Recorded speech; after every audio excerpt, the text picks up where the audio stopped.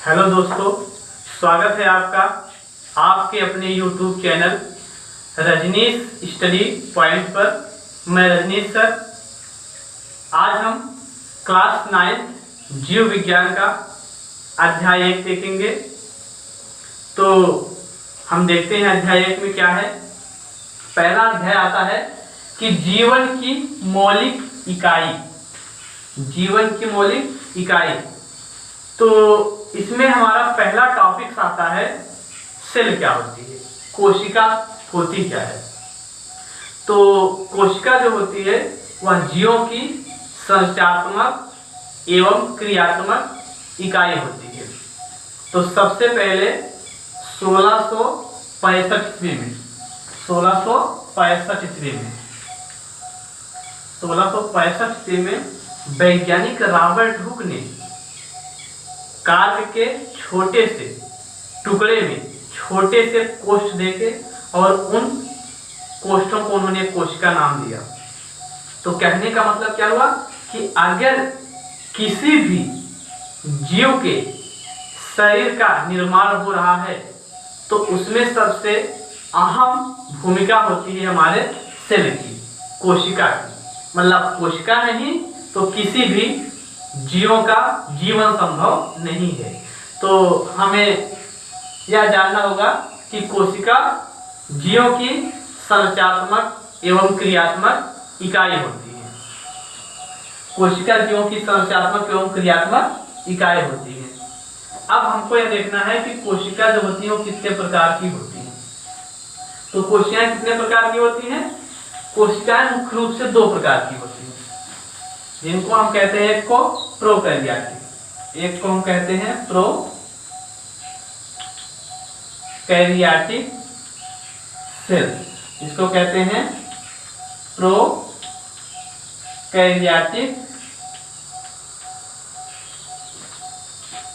कोशिका। और दूसरा हमारा आता है यूकैरियोटिक सेल, यूकैरियोटिक सेल। तो कोशिकाएं हमारे 2 प्रकार की होती हैं, एक प्रोकैरियोटिक सेल, दूसरा हमारा यूकैरियोटिक सेल। प्रोकैरियोटिक कोशिका ऐसी कोशिका होती है जिसमें हमारा जो सेल होता है, सेल के मिडल क्षेत्र में बीचों बीच में जो न्यूक्लियस होना, जो केंद्रक होता है, वह व्यवस्थित होता है। जबकि जो यूकैरियोटिक सेल होती है इसमें क्या होता है, न्यूक्लियस होता तो है बट कैसा होता है, प्राइमिटिव होता है। प्राइमिटिव मीन्स आद्य होता है। जो केंद्रक होता है वह ना के बराबर होता है, अर्थात हम कह सकते हैं कि इसमें केंद्रक का अभाव होता है। तो यही जो अंतर आपको दिख रहा है, प्रोकैरियोटिक सेल जो होती है जो सेल होती है 2 प्रकार की होती है, एक तो प्रोकैरियोटिक होती है और दूसरा हमारा यूकैरियोटिक होती है। प्रोकैरियोटिक में जो कोशिकाएं होती हैं उनमें केंद्रक जो होता है वह व्यवस्थित होता है। जब केंद्रक व्यवस्थित होगा तो कोशिका में पाए जाने वाले समस्त कोशिकीय पदार्थ अपने स्थान पर व्यवस्थित होते हैं। जबकि आप यूकैरियोटिक सेल में ऐसा नहीं देखेंगे। यूकैरियोटिक सेल में जो कोशिका होती है वह व्यवस्थित नहीं होती है, जिस कारण कोशिकीय पदार्थ भी कोशिका द्रव्य में कैसे होते हैं, छितरे बितरे होते हैं। तो ये हो गई हमारी कोशिका। अगला टॉपिक हमारा आता है कि कोशिका के आधार पर जीव कितने प्रकार के होते हैं। कोशिका के आधार पर जीव के प्रकार। कोशिका के आधार पर जीव के प्रकार। तो कोशिका के आधार पर जो जीव होते हैं वो 2 प्रकार के होते हैं। आप सब जानते हैं कि कोशिका के अकॉर्डिंग अगर आप देखेंगे तो कोशिकाएं 2 प्रकार की होती हैं। एक को आप एक कोशिकीय जीव कहेंगे, दूसरा आप बहुकोशिकीय जीव कहेंगे। तो एक कोशिकीय जीव हम कहेंगे किसे? एक कोशिकीय जीव ऐसे जीव होते हैं जिनका शरीर केवल एक कोशिकाओं से बना होता है, उन्हें एक कोशिकीय जीव कहते हैं। अब हमें यह देखना है कि ऐसे कौन से जीव होते हैं जिनमें केवल एक कोशिका होती है। तो आप पढ़े होंगे यूग्लिना, पैरामीशियम, ये हमारे कैसे होते हैं, एक कोशिकीय जीव होते हैं। और अब बात आती है कि बहुकोशिकीय जीव हम किन्हें कहेंगे। तो बहुकोशिकीय जीव ऐसे जीव जिनका शरीर अनेक प्रकार या एक से अधिक कोशिकाओं से मिलकर बना होता है। जैसे हमारा सभी प्रकार के जो पौधे हो गए, मानव हो गया, फंजाई वगैरह हो गए, ये सब हमारे किसमें आते हैं, बहुकोशिकीय में। तो कोशिका के आधार पर जीवों के प्रकार, कोशिका के आधार पर जीव कितने प्रकार के होते हैं, 2 प्रकार के होते हैं। एक को आप क्या कहते हैं, एक कोशिकीय, एक कोशिकीय, और दूसरा होता है आपका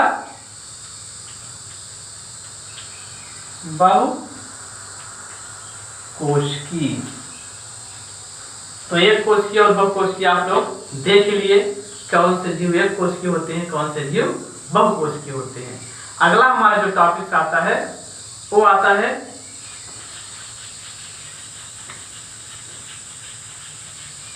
मानव में पाए जाने वाले कुछ कोशिका। मानव में पाई जाने वाली कुछ कोशिका, मानव में पाई जाने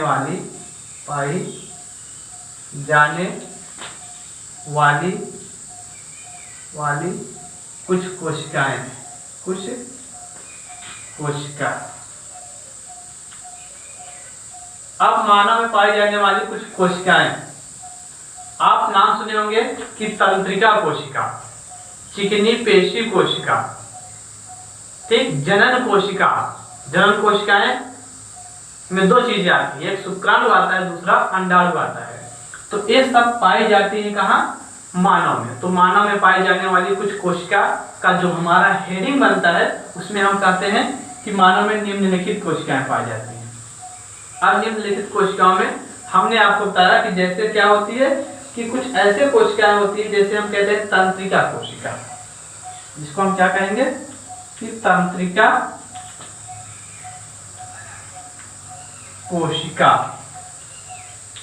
ये हो गई हमारी तंत्रिका कोशिका। अब तंत्रिका कोशिका के बाद इसमें हम क्या करते हैं, हमारी रुधिर कोशिकाएं आती हैं।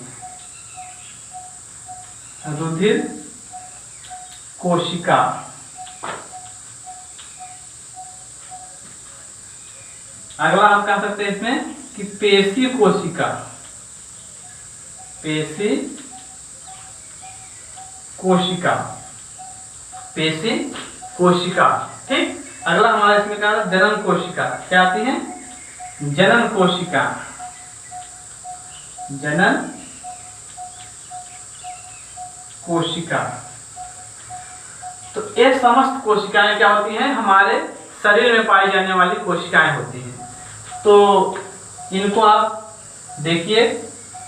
इसके बाद हमारा जो अगला टॉपिक होता है वह होता है कि जंतु कोशिका और पादप कोशिका में क्या अंतर होता है। तो हम देखेंगे अगला हेडिंग कि जंतु कोशिका और पादप कोशिका में मुख्य अंतर हमारा क्या है।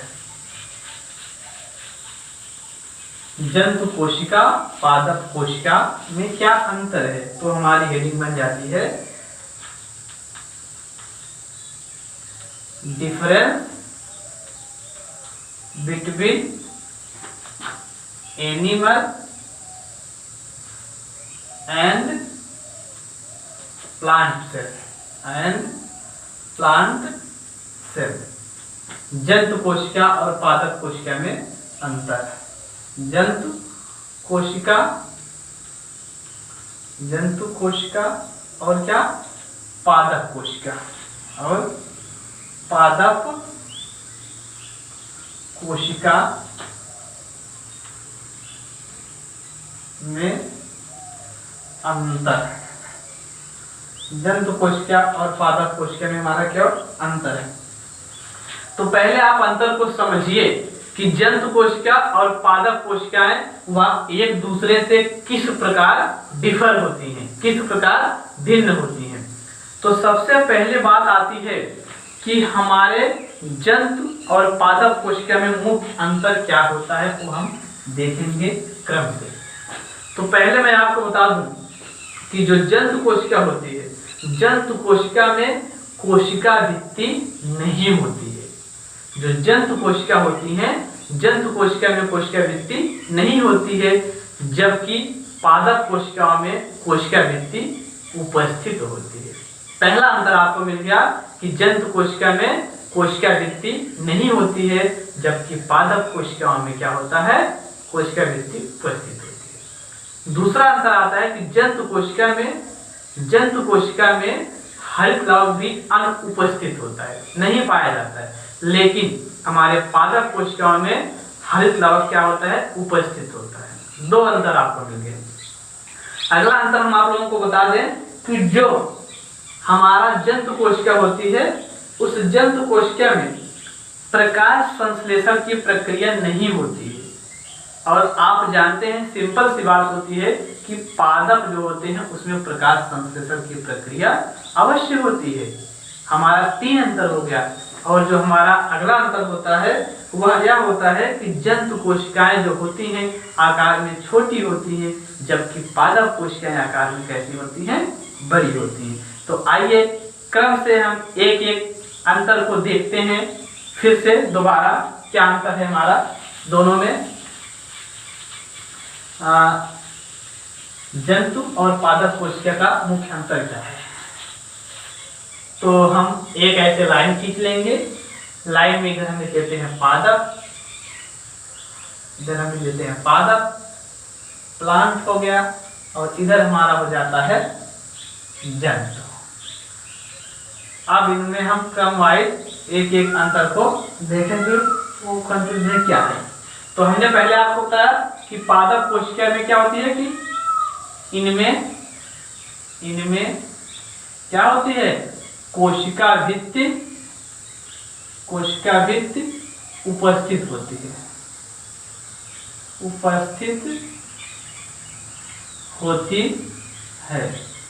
अब इनमें क्या होती है, कोशिका भित्ति अनुपस्थित होती है। इसमें हम अनुपस्थित केवल लिख दे रहे हैं, आप समझ जाइए, अनुपस्थित होती है। ठीक, अगली बात किसकी हुई थी, हरित लवक की। तो इसमें क्या होता है, इसमें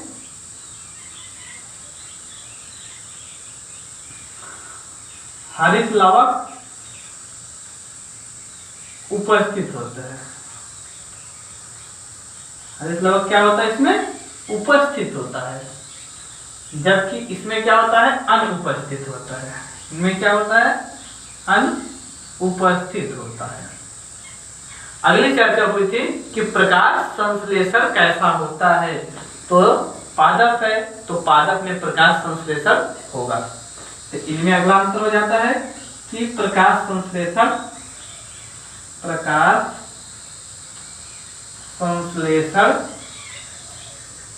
होता है, इनमें प्रकाश संश्लेषण होता है, इनमें नहीं होता है। इनमें क्या होता है, नहीं होता है।